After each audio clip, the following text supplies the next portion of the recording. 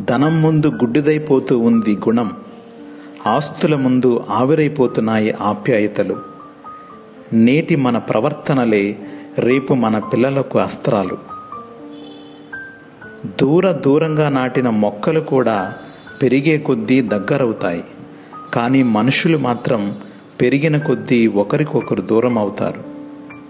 రూపాన్ని చూసి మోసపోకు, రూపాయిని చూసి మురిసిపోకు.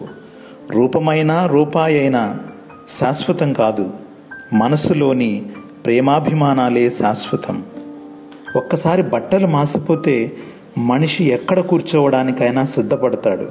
అలాగే నడక చెడిందంటే ఎలాంటి పనులు చేయడానికైనా సందేహించడు మనిషి.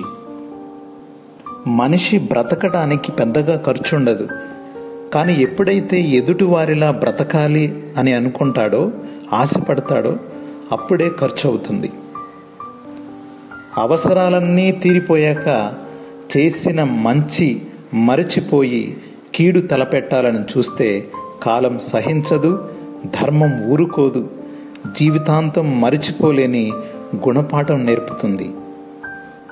పడిపోతే పగిలిపోయే ఫోన్కే ఎంతో విలువ ఇస్తున్నాం. అలాంటిది జీవితాంతం మనతో ఉండే బంధాలకు ఇంకెంత విలువ ఇవ్వాలి?